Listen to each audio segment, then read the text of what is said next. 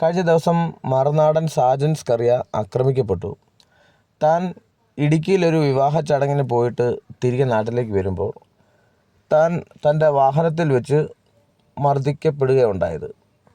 യാത്രയിൽ തൻ്റെ വാഹനം 3 അക്രമികൾ ചേർന്ന് തടഞ്ഞതിന് ശേഷം ഡോറ് തുറന്ന് തൻ്റെ വാഹനത്തിൻ്റെ ചാവി ഊരാൻ ശ്രമിക്കുമ്പോൾ ചാവി ഇല്ല എന്നറിഞ്ഞുകൊണ്ട് പിന്നെ ഉണ്ടായത് സാജൻ സ്കറിയ പറയുന്നത് തൻ്റെ തലയിൽ ആഞ്ഞിടിക്കുകയുണ്ടായി.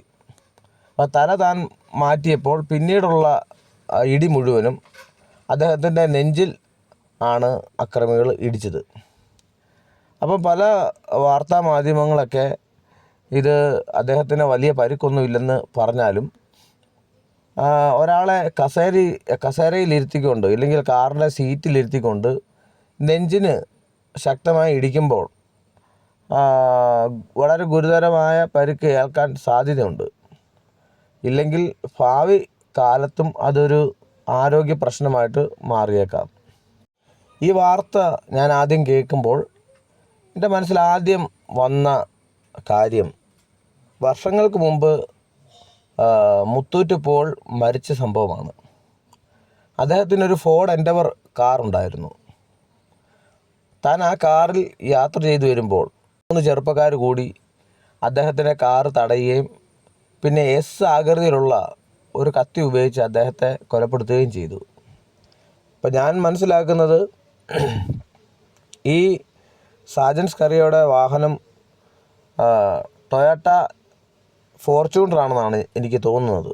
വാഹനത്തെപ്പറ്റി പറയാൻ വന്നതല്ല. ഏതാണ്ട് അതുമായിട്ട് മുത്തൂറ്റ് പോൾ ആക്രമിക്കപ്പെട്ട ആ സംഭവത്തോട് സമാനമായ ഒരു സംഭവം. അപ്പോൾ ഞാൻ വിചാരിക്കുമായിരുന്നു അതുപോലുള്ള സംഭവങ്ങൾ എനിക്ക് തോന്നുന്നു മുത്തൂറ്റ് പോളിനെക്കാട്ടിലും ജനശ്രദ്ധ ഇല്ലെങ്കിൽ മുത്തൂറ്റ് പോൾ മരിച്ചതിന് ശേഷമാണ് അങ്ങനെ ഒരു ആളെപ്പറ്റി നമ്മൾ അറിയുന്നത്. എന്നാൽ അതിലും പ്രശസ്തനായ ഒരു വ്യക്തിയാണ് മറുനാടൻ സാജൻ. അദ്ദേഹത്തിനെ കേരളത്തിൽ അറിയാത്ത ആരും തന്നെയില്ല. എല്ലാ മനുഷ്യർക്കും സാജനെ അറിയാം. അപ്പോൾ ഇത്രയും എന്നെ ആശ്ചര്യപ്പെടുത്തിയ ഒരു കാര്യം, ഇത്രയും പ്രശസ്തനായ ഒരു മാധ്യമ പ്രവർത്തകനെ ഈ 3 ചെറുപ്പക്കാർ കൂടി മർദ്ദിക്കുക, റോഡിൽ തടഞ്ഞു നിർത്തി മർദ്ദിക്കുക. അപ്പോൾ ആദ്യം ഈ വാർത്ത കേട്ടപ്പോൾ ഞാൻ മനസ്സിലാക്കിയത് വാഹനങ്ങൾ തമ്മിൽ അങ്ങോട്ടോ ഇങ്ങോട്ടോ തട്ടിയതുമായിട്ട് ബന്ധപ്പെട്ടൊരു വഴക്കായിരിക്കുമെന്നാണ് ഞാൻ ആദ്യം മനസ്സിലാക്കിയത്. പിന്നീട് ചില വാർത്തകൾ കണ്ടപ്പോൾ എനിക്ക് മനസ്സിലായി ഇത് വാഹനം തട്ടിയപ്പോൾ ഉള്ള പ്രശ്നമല്ല, ഇത് മുൻവൈരാഗ്യത്തിൻ്റെ പേരിലുള്ള എന്തോ ഒരു പ്രശ്നമാണെന്ന് എനിക്ക് മനസ്സിലായി. എന്താണേലും മുത്തൂറ്റ് പോളിൻ്റെ ആ ഒരു കൊലപാതകവുമായി ബന്ധപ്പെട്ടുള്ള അതേ സാഹചര്യങ്ങൾ വീണ്ടും കേരളത്തിൽ ഉണ്ടാകാൻ പോവുകയാണോ എന്ന് ഞാൻ ഭയപ്പെട്ടു. ഏതായാലും സാജൻ സ്കറിയയ്ക്ക് ഒരുപാട് പരിക്കൊന്നുമില്ലെന്ന് അറിയാൻ പറ്റി. എന്താണേലും നെഞ്ചിന് നേരെ ഒരാൾ മുഷ്ടി ചുരുട്ടി ഇടിക്കുമ്പോൾ നല്ല ആഘാതം ഉണ്ടാകും. അപ്പം ഇങ്ങനെ വിചാരിക്കുകയായിരുന്നു, എന്തൊക്കെയാണ് ഇവിടെ നടക്കുന്നത്, ഒരാളെ വന്ന് മർദ്ദിക്കുക. അപ്പോൾ എന്നെ ഇതിന് ആശ്ചര്യപ്പെടുത്തിയ മറ്റൊരു കാര്യം, ഈ 3 പ്രതികളെ പോലീസ് പിടിച്ചു. ഈ 3 പ്രതികളെ പോലീസ് പിടിച്ചുകൊണ്ട് പോലീസ് സ്റ്റേഷനിൽ കൊണ്ട് നിർത്തുമ്പോൾ അവരുടെ ആ ശരീരഭാഷ കണ്ടപ്പോൾ ഇല്ലെങ്കിൽ ആ പോലീസ് സ്റ്റേഷനിൽ അവർ നിൽക്കുന്ന കണ്ടപ്പോൾ എനിക്ക് വളരെയധികം ആശ്ചര്യം തോന്നി. സാധാരണഗതിയിൽ പോലീസുകാർ ഒരു പ്രതികളെ, പ്രത്യേകിച്ച് ഇതുപോലെ തന്നെ റോഡിൽ കിടന്ന് ഈ മർദ്ദനം ഉണ്ടാക്കുകയും അലമുണ്ടാക്കുകയും ചെയ്യുന്ന ഇതുപോലുള്ള പ്രതികളെ, പ്രത്യേകിച്ച് ഇതുപോലെ ഒരു പ്രശസ്തനായ മാധ്യമ പ്രവർത്തകനെ ആക്രമിച്ച ഇതുപോലുള്ള പ്രതികളെ പോലീസുകാർക്ക് കിട്ടുമ്പോൾ തീർച്ചയായിട്ടും പോലീസുകാർ അത് വേണ്ട രീതിയിൽ കൈകാര്യം ചെയ്യും, തല്ലും. അതിലൊരു സംശയമില്ല. പോലീസുകാർ പ്രതികളെ തല്ലുമെന്നുള്ള കാര്യത്തിൽ യാതൊരു സംശയമില്ലാത്ത കാര്യമാണ്. പക്ഷേ ഈ പ്രതികളെ പോലീസ് സ്റ്റേഷനിൽ കൊണ്ട് നിർത്തിയപ്പോൾ ഉള്ള വീഡിയോ നമ്മളിൽ പല ആൾക്കാരും കണ്ടു കഴിഞ്ഞു. അപ്പോൾ ആ വീഡിയോ കണ്ടിട്ട് അവരെ തല്ലിയതായിട്ട് എനിക്ക് തോന്നുന്നില്ല. ഒരാൾക്കിട്ടെങ്കിലും ഒരു തല്ല് കൊടുക്കുവാണെങ്കിൽ അവരിതാണ്ട ഇതുപോലെ ചിരിക്കില്ലായിരുന്നു. ഈ വീഡിയോയിലൊക്കെ വ്യക്തമായിട്ട് നമുക്ക് കാണാം, ഇവർ ആ പോലീസുകാരൻ എഴുതുന്ന ആ ടേബിളിൽ അവർ 2 കൈയും കുത്തിക്കൊണ്ട് അദ്ദേഹത്തോട് സംസാരിക്കുകയാണ്. ആ ഒരു പോലീസുകാരനോട് സംസാരിക്കുകയാണ്. ഒരാൾ നടുവിന് കൈയും കൊടുത്ത് ഒരു കൈ ടേബിളിൽ കുത്തിക്കൊണ്ട് സംസാരിക്കുന്നു. അല്പം കഴിഞ്ഞ് ഇവർ ചിരിക്കുന്നുണ്ട്. അപ്പോൾ ഞാൻ ആ വീഡിയോ കണ്ടപ്പോൾ ഇങ്ങനെ ഓർക്കുകയായിരുന്നു, ചിന്തിക്കുകയായിരുന്നു, ഈ പോലീസുകാർ എന്ത് പറഞ്ഞപ്പോഴായിരിക്കും ഈ പ്രതികൾ ചിരിച്ചത്. ഏതായാലും പ്രതികൾ പോലീസ് സ്റ്റേഷനിൽ നിന്നുകൊണ്ട് വല്ല തമാശ പറയുമെന്ന് ഞാൻ വിചാരിക്കുന്നില്ല. പോലീസുകാരെന്തെങ്കിലും തമാശ പറഞ്ഞ് കാണണം. അപ്പോൾ ഇതുപോലുള്ള അക്രമികളെ പോലീസ് സ്റ്റേഷനിൽ കൊണ്ടു ചെല്ലുമ്പോൾ അവരോട് തമാശ പറയുക, അവരെ രസിപ്പിക്കുക പോലീസുകാർ. സാധാരണ പെറ്റി കേസിൽ അകപ്പെട്ട ആൾക്കാരെ പോലീസുകാർ പിടിക്കുമ്പോൾ അവരെ ചിലപ്പം വേണ്ടി വന്നാൽ അടിക്കുകയും ചെയ്യും. എന്നാൽ ഇവിടെ നോക്കുമ്പോൾ ഈ വീഡിയോ നമ്മൾ സൂക്ഷിച്ച് നോക്കുമ്പോൾ ഇവരെ ആരെയും തല്ലിയതായിട്ട് തോന്നുന്നില്ല. ഇവരെ സന്തോഷിപ്പിക്കുന്നതായിട്ടാണ് നമുക്ക് തോന്നുന്നത്. ഈ വീഡിയോ കാണുമ്പോൾ ഇവരിങ്ങനെ പോലീസ് സ്റ്റേഷനിൽ നിന്ന് അങ്ങ് ചിരിക്കുക. അപ്പോൾ പോലീസുകാർ ഒരുപക്ഷെ പറഞ്ഞു കാണും, ഒരെണ്ണം കൂടി കൂടുതൽ കൊടുക്കാൻ വരായിരുന്നോ എന്ന് വല്ലതും പറഞ്ഞു കാണും. അതുകൊണ്ടായിരിക്കാം ഒരുപക്ഷെ ഇവർ ചിരിക്കുന്നത്. എന്താണെങ്കിലും ഇതുപോലുള്ള പ്രതികളെ പിടിച്ചു കഴിയുമ്പം പോലീസുകാർക്ക് തല്ലാതിരിക്കണമെങ്കിൽ അതിന് വ്യക്തമായ കാരണം ഉണ്ടാകണം. ഇല്ലെങ്കിൽ ഒരിക്കലും പോലീസ് സ്റ്റേഷനിൽ ഇതുപോലെ ആക്രമണം ചെയ്തിട്ട് പിടിച്ചുകൊണ്ട് വരുന്ന ഈ പ്രതികൾ പോലീസ് സ്റ്റേഷനിൽ നിന്നുകൊണ്ട് ചിരിക്കത്തില്ല.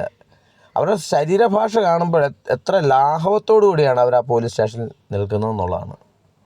നമ്മളൊക്കെ ഇതുപോലെ ഒരു അയൽക്കാരനെ ഒരു തല്ല് കൊടുത്തു കഴിഞ്ഞാൽ, ഇല്ലെങ്കിൽ റോഡേ പോകുന്ന ഒരാളോട് വഴക്കുണ്ടാക്കി നമ്മളെ പോലീസ് സ്റ്റേഷനിൽ പിടിച്ചുകൊണ്ട് പോയാൽ നമ്മൾ അവിടെ നമ്മുടെ ശ്വാസം എടുക്കാൻ പോലും നമുക്ക് പേടിയായിരിക്കും. കാരണം പോലീസുകാർ തല്ലുമെന്നുള്ള ഭയമായിരിക്കും. ഇവർക്ക് ആ ഭയം ഇവരുടെ മുഖത്തില്ല. എന്ത് കൂളായിട്ടാണ് അവർ ആ പോലീസ് സ്റ്റേഷനിൽ നിൽക്കുന്നത്.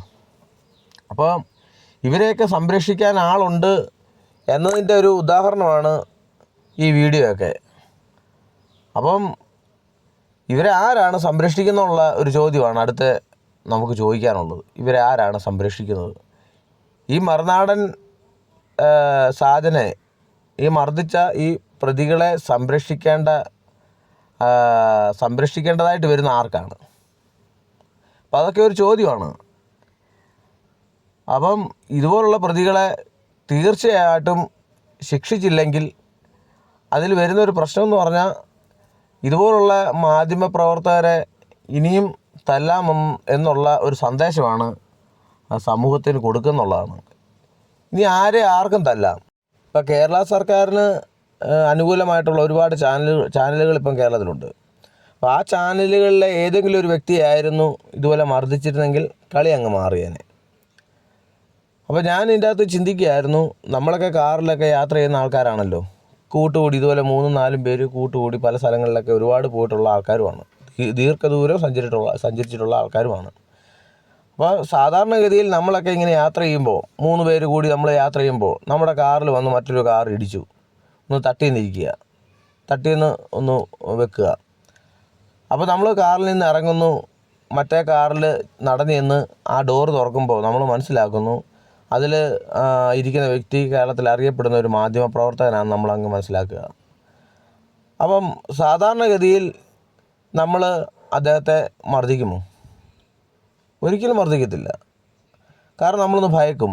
നമ്മുടെ കാറിന് എത്രത്തോളം കേടുണ്ടെങ്കിലും, എത്രത്തോളം അതിന് ഡാമേജ് ഉണ്ടായാലും നമ്മളത് സംസാരിച്ച് തീർക്കുമെന്നല്ലാതെ നമ്മൾ മർദ്ദിക്കത്തില്ല. പ്രത്യേകിച്ച് പണവും പ്രതാപവും ഉള്ളവൻ ആണെങ്കിൽ ഒട്ടും പോട്ടെ. ഇപ്പം ഒരു ബെൻസിലോ ഇല്ലെങ്കിൽ ഇതുപോലെ ഫോർച്യൂണറിലോ ഒക്കെ വരുന്ന ആൾക്കാരോട് നമ്മൾ പോയിട്ട് പോലീസുകാർ പോലും മറുത്തൊരു കാര്യം പറയത്തില്ല.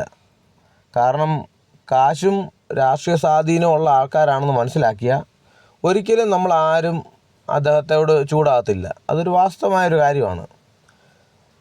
അപ്പോൾ ഇവിടെ നോക്കാം, ഈ ഒരു കാര്യത്തിൽ നോക്കാം, ഇവിടെ എന്താ സംഭവിച്ചത്? ഇവിടെ സംഭവിക്കുന്നത് ഈ 3 ചെറുപ്പക്കാർ അത്രയും ജനങ്ങൾ കൂടുമ്പോഴും അവർ ഇടിക്കുകയാണ് അദ്ദേഹത്തെ.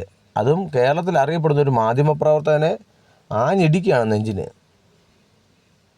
അപ്പോൾ നമുക്ക് നോക്കാം, ഇത് കേവലം ഒരു ആക്സിഡൻറ്റ് അല്ല എന്ന് തന്നെ നമുക്ക് മനസ്സിലായിട്ടുള്ള കാര്യമാണ്. എല്ലാ മാധ്യമങ്ങളും ഇത് മറ്റ് എന്തോ കാരണമാണെന്നാണ് അവർ വ്യക്തമാക്കുന്നത്. അപ്പോൾ നമ്മൾ ചിന്തിക്കുക, നമ്മളെല്ലാം കാറിൽ യാത്ര ചെയ്യുമ്പോൾ ഇതുപോലെ തന്നെ സംഭവം ഉണ്ടാകുമ്പോൾ നമ്മളാരും മർദ്ദിക്കാനോ അടിക്കാനോ ഒന്നും പോകത്തില്ല. അപ്പോൾ ഇങ്ങനെയൊക്കെ ഉണ്ടാകണമെങ്കിൽ ആൾ കൂടിയിട്ട് ഇതുപോലെ 3 ചെറുപ്പക്കാർ കൂടി ഇടിക്കണമെങ്കിൽ ആലോചിക്കുക, ഇവരുടെ പിന്നിൽ ഇവരെ സഹായിക്കാൻ ആരൊക്കെ ഉണ്ടാവും. അപ്പം നമ്മളൊക്കെ ഇടിച്ചുകൊണ്ടിരിക്കുമ്പോൾ ആരും ഇല്ലെങ്കിൽ രണ്ടെണ്ണം കൊടുക്കും. അപ്പോൾ ആൾ കൂടിയാൽ നമ്മൾ ഓടും. ഇത് ആൾ കൂടുമ്പോൾ ഓടുന്നില്ല, ഭയമില്ല അവർക്ക്. അതിന് കാരണം എന്താണ്? ഈ വീഡിയോ കാണുന്ന നിങ്ങൾ തന്നെ ചിന്തിക്കുക. ഇത് മുഴുവനായി നമ്മൾ വാച്ച് ചെയ്യുമ്പോൾ, ഇത് കൂട്ടി വായിക്കുമ്പോൾ എന്താണ് നിങ്ങൾക്ക് മനസ്സിലാകുന്നത്? കമൻറ്റുകളിലൂടെ നിങ്ങൾ പ്രതികരിക്കുക. എല്ലാവർക്കും നന്ദി.